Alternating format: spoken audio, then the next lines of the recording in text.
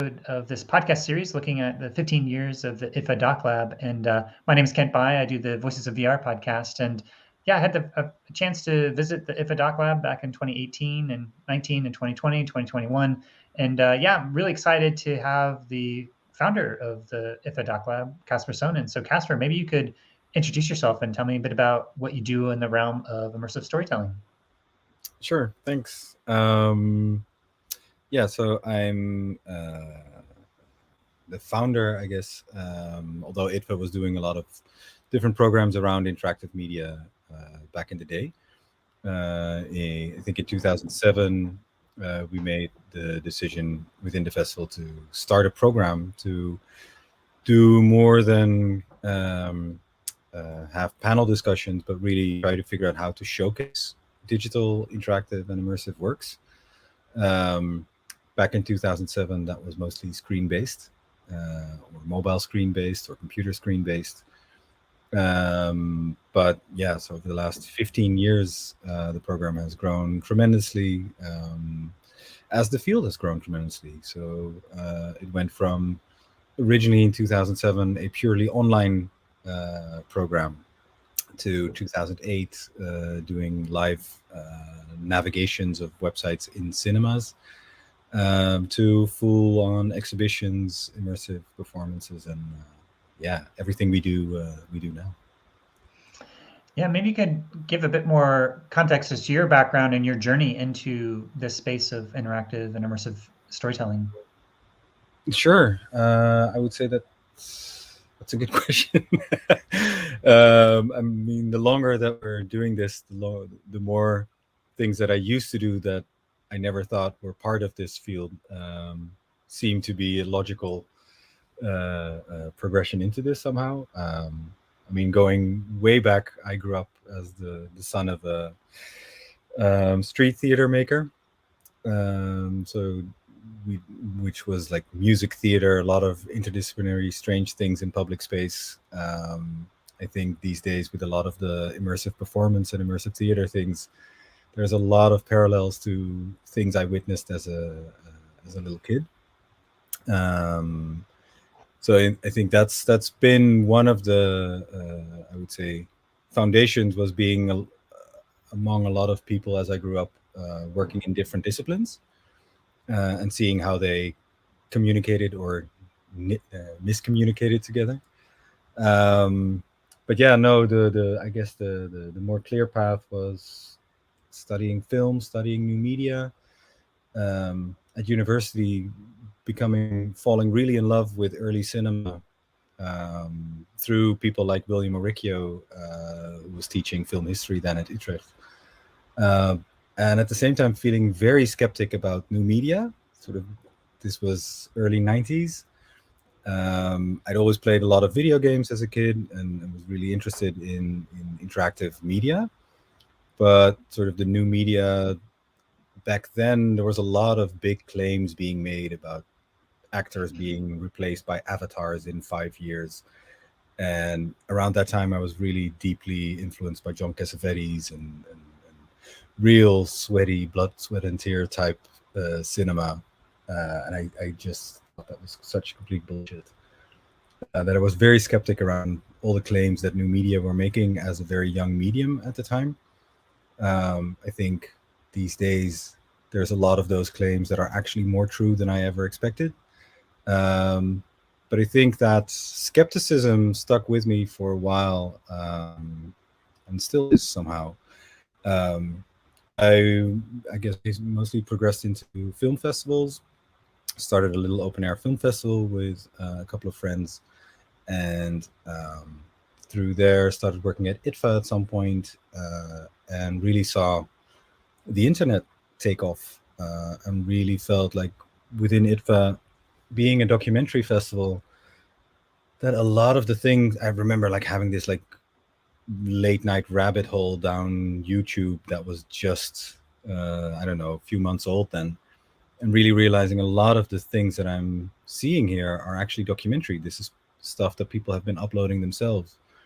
And before that, the only place where you would see things like that would be like America's Funniest Home Videos, but this was not funniest home videos. This was actually like real people sharing real vulnerable personal things. Um, Blogs were around, and I think the idea for DocLab started there, where like, hey, there is something to this internet thing that is very real, that is very much mediated reality, and there is something here that we need to explore and investigate. And I think after a few little experiments we did in 2007, that became the idea of doing a program around interactive art. And I think the first year we did it, there was definitely, I still had very much that skepticism of feeling like, are these claims of like, I know video games, I know film, that sort of space in between, does that really make sense? Choose your own adventure novels, Larry suits Larry, or Leisure Suits Larry, games like that were fun, but is that an art form? And I think we started the program not knowing whether the program was going to take off. It really was a pilot. And I remember going through, like, basically browsing the web, putting all the buzzwords I could come up with, interactive and digital storytelling into Google, and I think the first project that really made me feel we were onto something was Thanatorama.com, which was this interactive documentary based on a French photographer exploring what happens behind the scenes at a funeral parlor. And the thing they did was a beautiful documentary photo series, but they told it as an interactive story, where it basically started with a pompous French voiceover saying like, "Vous êtes mort ce matin," like, you just died this morning. Do you want to know what happens next? And it just gave you yes and no as an option. And I just felt like, this is so pompous, and I was like, no, haha. And then it just redirected me to Google. And I just felt like, hey, wait a minute, you actually thought of this in advance.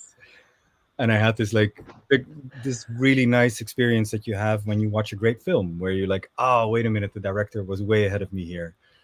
And that happened throughout that whole piece. And it wasn't getting lost in endless possibilities. It was a very sparse, slow interactivity, as they called it themselves. And I think that was one of the first projects that really made us feel like, hey, there is something here that deserves further exploration.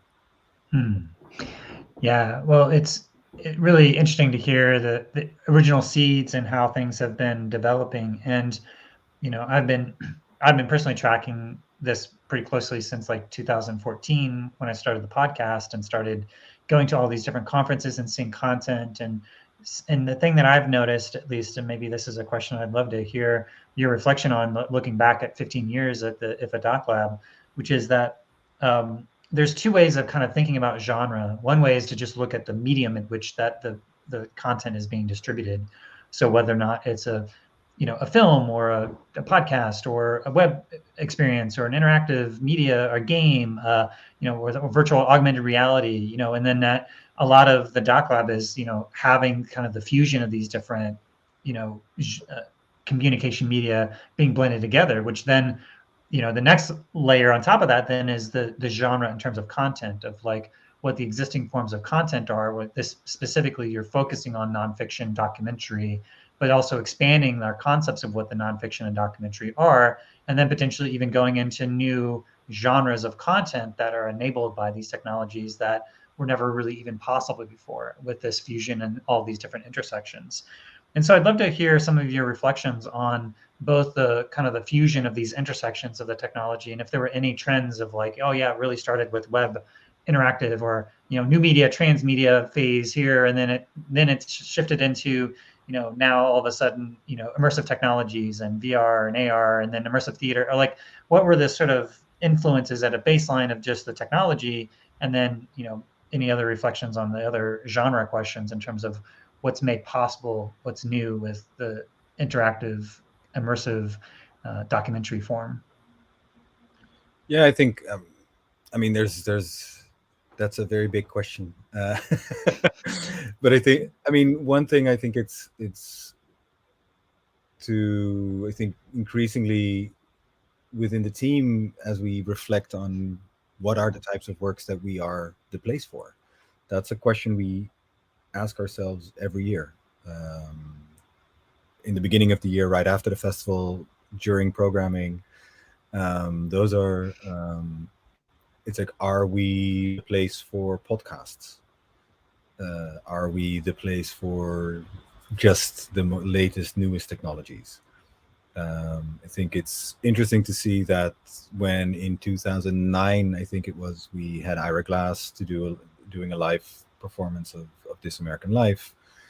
Um, Podcast was definitely within the realm of new media.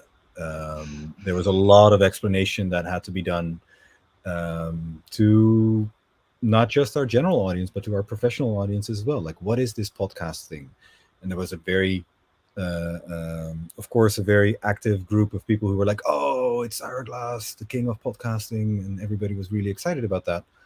But it was really like, that's always been the interesting thing of DocLab, of like trying to bridge and bring together these two different audiences: the ones that are very much into this new thing, radio makers who were really into this, young radio makers who were really into podcasting, and at the same time, just audiences who love documentary storytelling. And the reverse, I think, has always been part of DocLab as well, which is, as an example, trying to convince someone like Ara Glass that he should come to IDFA, to this documentary festival, because to him, he was doing radio and he had nothing to do with documentary in his field, because he felt documentary is this boring educational Ken Burns type things, right? Like, I don't do that. And we're like, well, documentary is more than just, I mean, even documentary cinema is much more than just that perception that you have from PBS. There's actually a whole spectrum of artistic making just in an existing medium like film.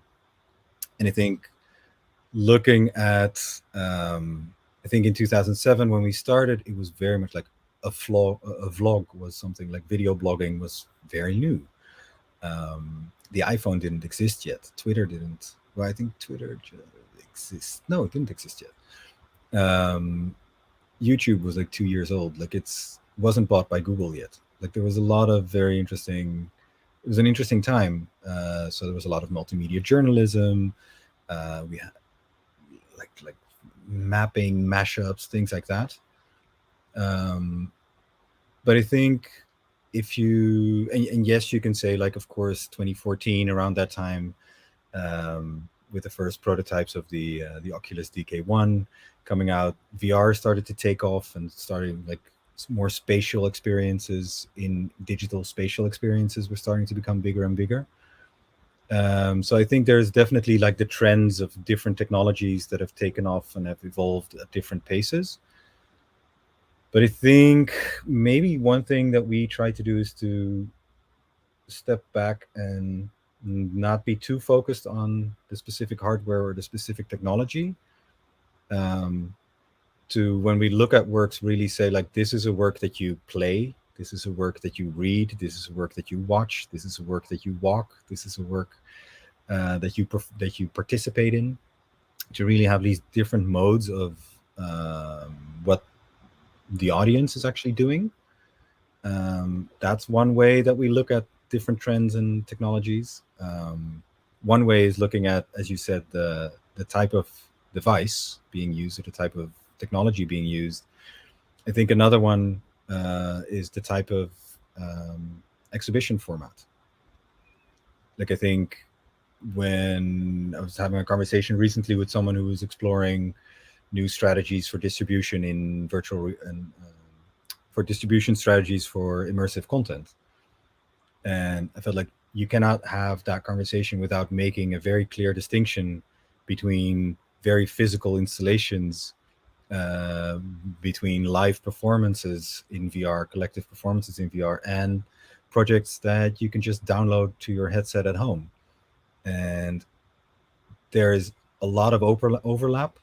Like, certain projects can have a version that is physical, a version that is just digital, but those are different beasts. And I think, if anything, it's a cliche, but the the modes of expression and the modes of of distribution and the modes of experiencing works have grown tremendously.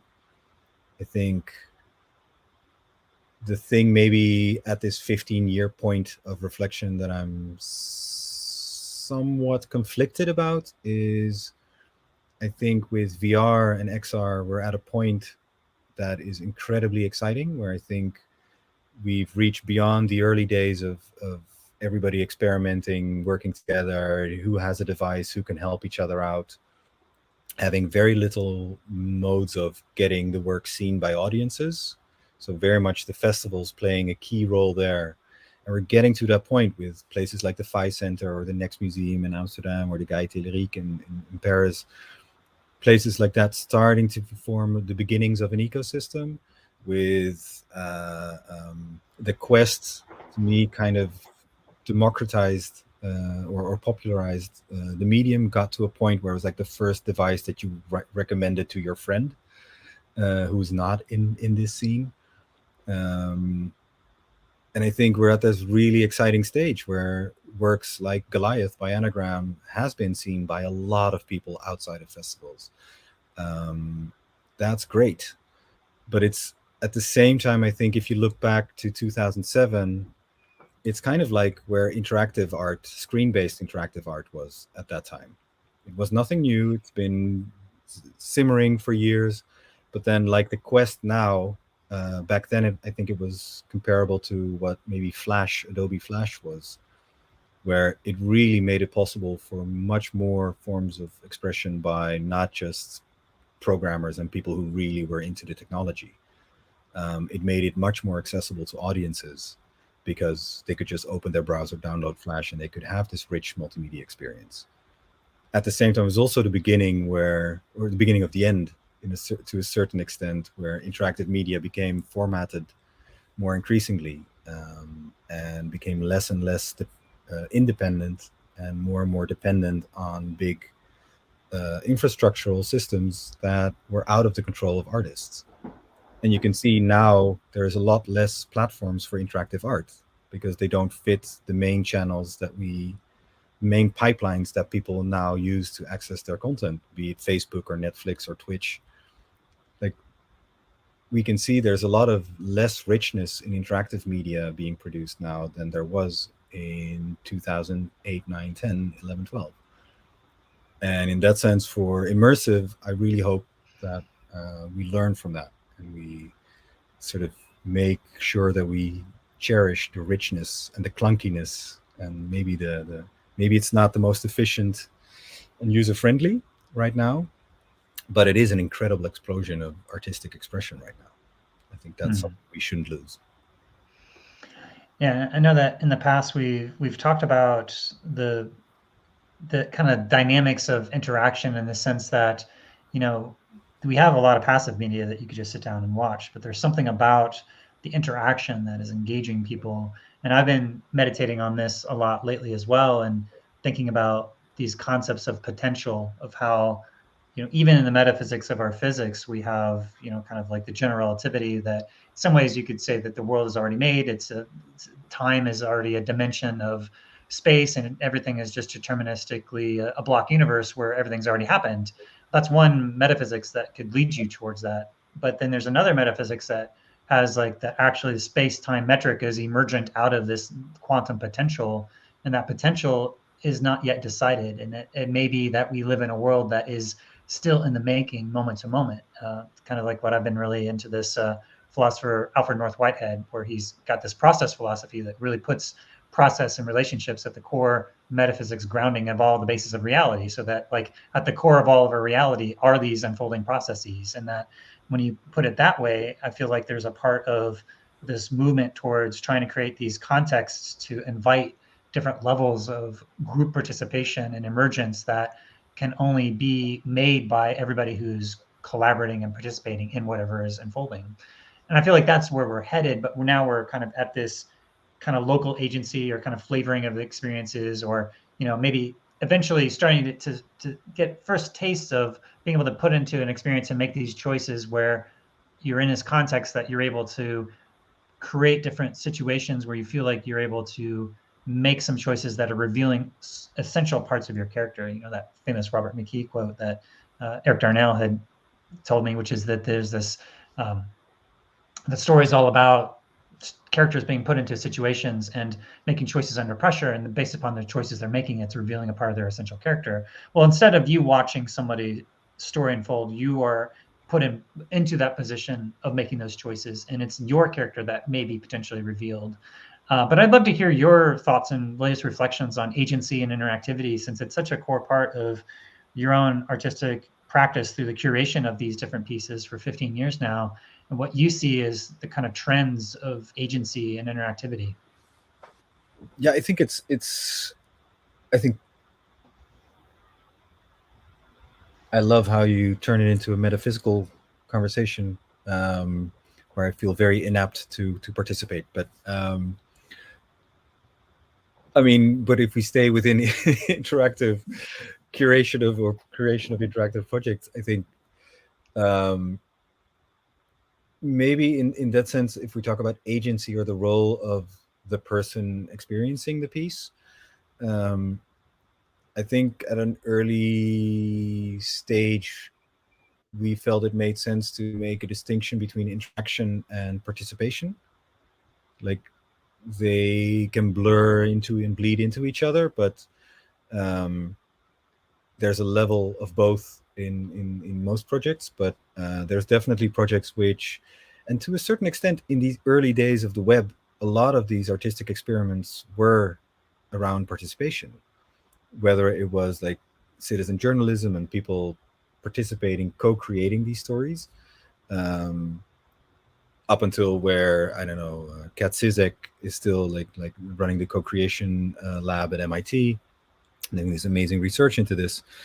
I think it goes from like enabling people to tell their own stories or working with people to tell stories together, as opposed to distilling somebody's story out of somebody and turning it into a documentary piece.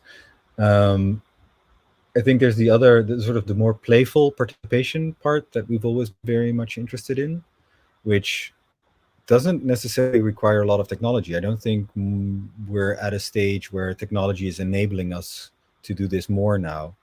I mean, take for instance the early things that Miranda July was doing or Zay Frank were doing on the internet. Or one of my favorites from the last 15 years, the project that we had, which was this interactive documentary, but at the same time just a card game with some really deeply awkward personal questions that you could ask each other. That's a card game you can still play, and it's just cards and questions. It's just good writing in the end, and getting people to a point where they feel comfortable enough to be awkward with a stranger or with a friend to go through this ritual of asking each other questions that you didn't make up yourself. It's this tension of giving up self-control and giving it to an artist who wrote a question for you that you then ask someone else. It's not the technology that, like, that's not a, in a sense, the technology is not very advanced there. It's a combination of all these different things that makes people crazy enough to ask their loved one, am I the best sex you've ever had in your life? Which is one of the questions in there. I think that's in a sense of agency, that's probably as far as it gets, right? Like that's literally just that's a very threatening thing to be to go through. Is that therapy or art? I don't know. Like, is that what is that? How do we classify that? I think the key that we feel curating works like this is when works go that approach, where you really ask so much of an audience that they put themselves in such a vulnerable, awkward position. It's a really, the work really has to deliver. Like you can't just do that. Like you can't just give someone a blank piece of paper and say, draw me something. Like that's almost an offensive thing. It's like I think within interactive art, or maybe especially in interactive art, we need to respect the relation, the contract, like between the artist and the person experiencing the work, that even though you're asking a lot of the person experiencing to do themselves, you give them a lot of agency, it's still, they're still trusting you to create a great experience for you, or to make sure that your experience will be great. Just like an interview setup would, like this, I'm still trusting you to come up with interesting questions and not just tell me like, now go talk. And I think that's a big lesson that a lot of interactive artists, sometimes using the most advanced technologies, they then don't get that part right. They still just give me a blank piece of paper in a VR headset, and I'm just, why should I now tell you what my darkest secret is? Like, make me get there. Like, why would I? Or why do you give me raw footage to edit my own film out? Why would I? Like, make it exciting for me, make it worthwhile for me. So I think that's one approach. Like, and there's two approaches to that. It's like, if you give people a lot of agency, you have to make sure that you deliver. Another approach is to give people, to really curate the amount of agency or the moments of agency. Like that first project that I mentioned, Tanatorama, it just had a few moments in the piece where it asked you a very clear question. That worked a lot better than just this open world situation where you could get completely lost and have this feeling of like, why am I here?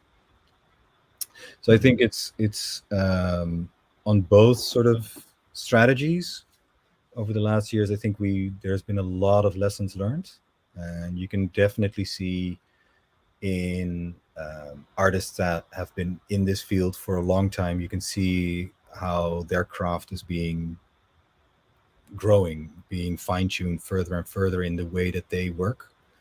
And I'm very excited sometimes by seeing like young artists or upcoming artists doing interactive work, and seeing that they've really done their work, they've done their research, they've seen some of the classics, they've seen some of the works of the last 20 years and have learned from that.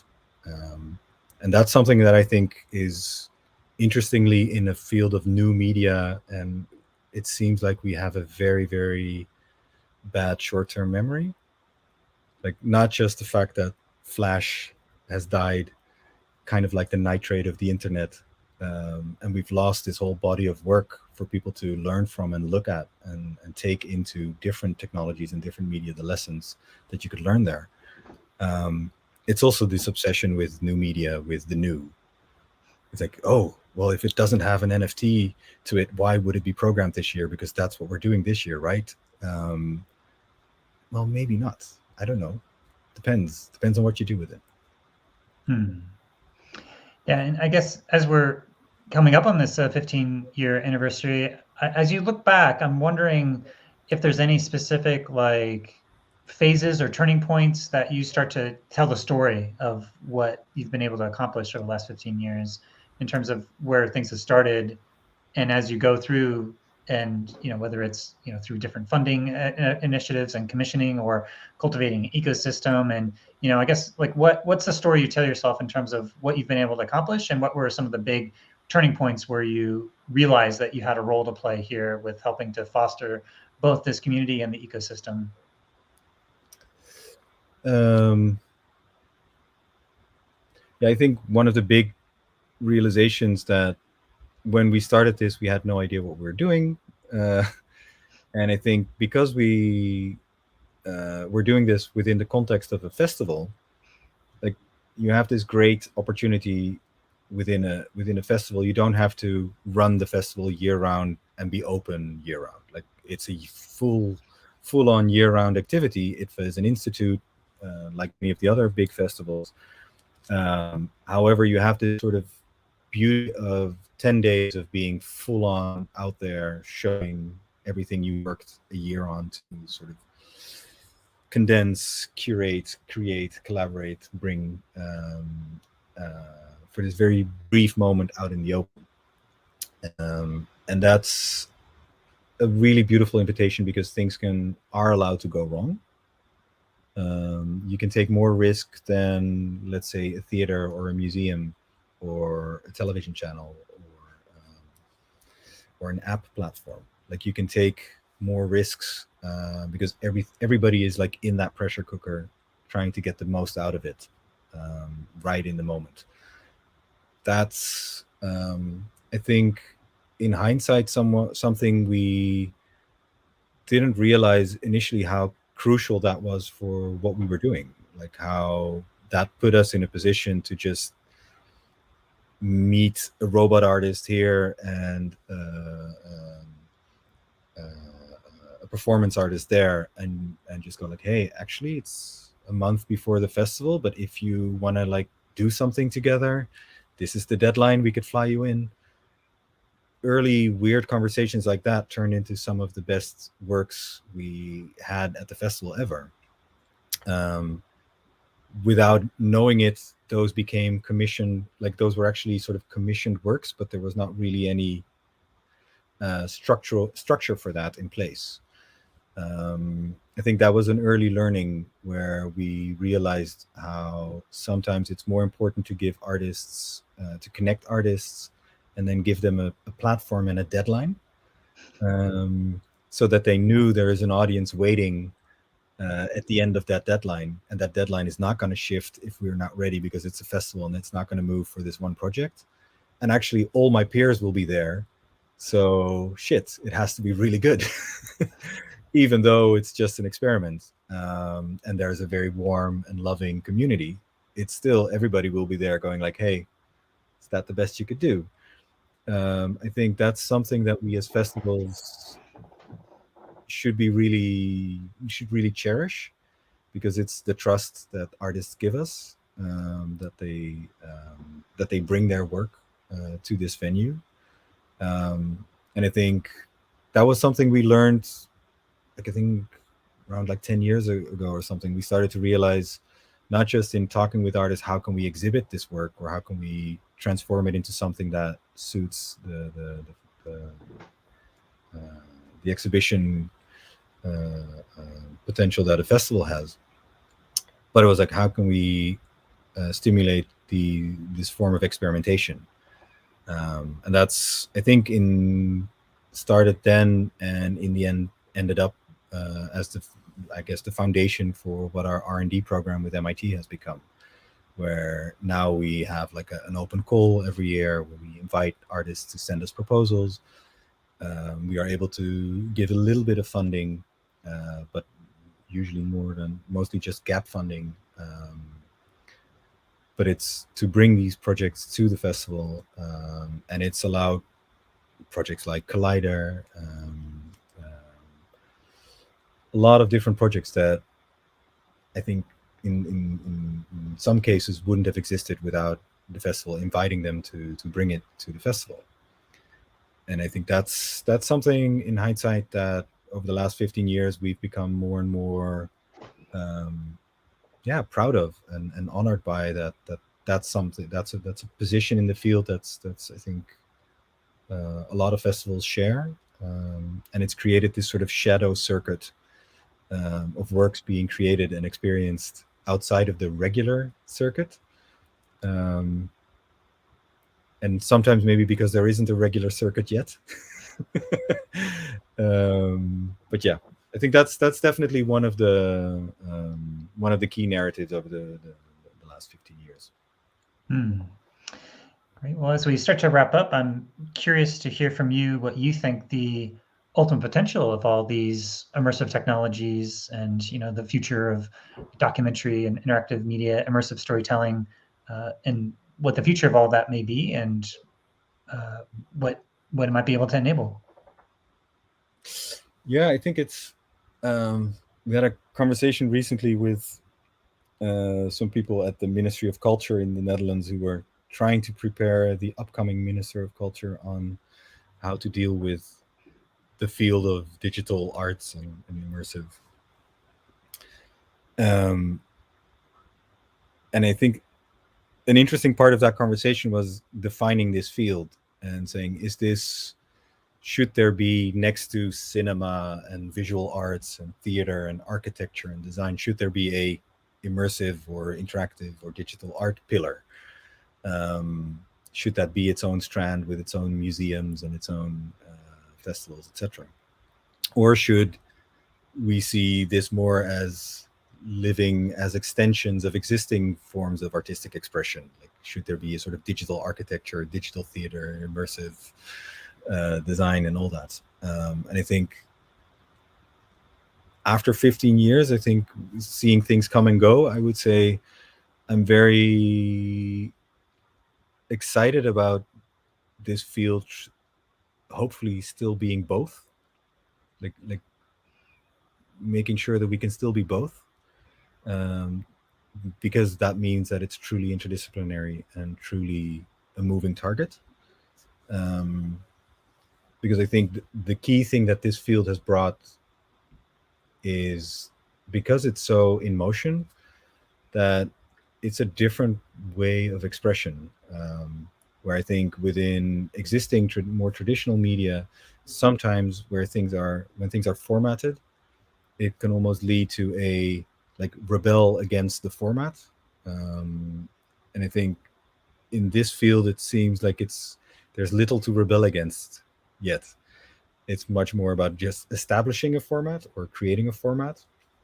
And I think that's a very special space, both for artists but also for audiences. It's a very exciting thing to explore. If you're feeling adventurous, it's very nice to sort of go explore all these different things.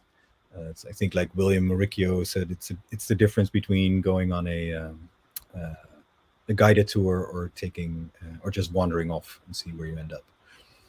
And I think that translates into the works itself as well. Like, I think there's something beautiful about interactive and tech-driven works, or works using interactive technology, that both challenges and asks questions to itself, like what is this medium, what is this experience, but also like what is this technology. Like, I think if you want to be critical about artificial intelligence, it makes a lot of sense to explore some of the artists working with artificial intelligence. If you want to be critical of the escapism that VR might, or this sort of metaverse parallel reality that VR might bring as a form of sad escapism, I think there's a lot of great VR work that actually addresses this head on, in a way that a film can also do, but do differently. And I think that where it differs is that the question is more direct. Going back to the question of agency, you are complicit to the experience. You are not sitting back and watching it somewhere over there. You're in it. That doesn't mean it creates more empathy or any of the other bold claims that are made about new media. But it does mean that it's a different type of experience where you are slightly out of your established comfort zone of how to deal with it, how to interact with it, how to relate to it. And that, when done well, can extend to the topic of the experience. It can extend to the narrative itself, where you're relating to a narrative in a new way. Awesome. Well, is there anything else that's left unsaid that you'd like to say to the broader immersive storyteller or DocLab community? Yeah, I think it's no, I mean, if anything, I would say it's over the last 15 years, it's I think the thing that I think we started to realize more and more is that how much this field has grown, and how, even though everything is still feels early stage, or feels like there's still not a single word that can be used to describe this field. Is it XR? Is it immersive, interactive? We did a little questionnaire within the industry as part of the 15 years, and it was half of respondents came up with an answer, but that they all had, like, there was like 5 or 6 different answers, and the other half came up with endless amounts of other words to describe their field or their practice. And I think that's really shows the fuzziness and the awkwardness and the inaccessibility, and it's all of that, but also really shows the reach and the diversity. And I think that's been really beautiful seeing like some of the new artists we've been working with each year, and also just the team. I think starting in 2007, it was just one or two people and a website. Now it's such a big team with the fact that it's not just single people, but it's like a whole team. Botinka Vermeer, Annabel Troost, so many people within our team that we're actually creating the program with together. Just like the artists, some of them we've been working with for 15 years. Many we discover each year again.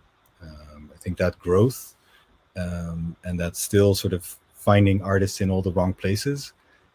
Like in 2009 when we had to convince Ira Glass that what he did was relevant to documentary. We still have that conversation each year with many artists, whether it's an indie gamer who's like a game studio is like, what is my work to do with reality or documentary? And then they come here and they're like, now I see. Or a theater maker like Ontroerend Goed, we're here with TM this year. It's really beautiful to see how a lot of the work artists and people working in this field realize like how what they do somehow relates to reality, and it's not just not just escapism or entertainment or distraction.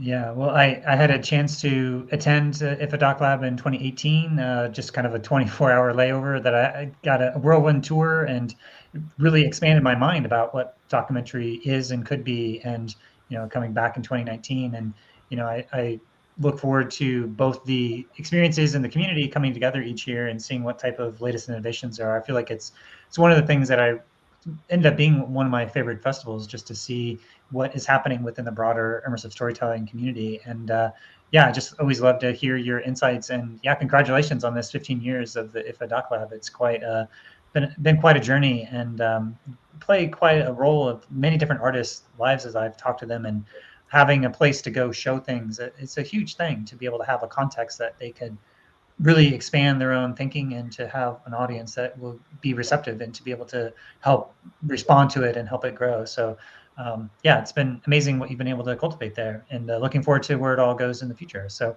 Caspar, congratulations, and thanks again for joining us here today to be able to unpack your story and reflect on the past 15 years of the IFA DocLab. On behalf of the entire team, thank you very much, and it's been a pleasure having you.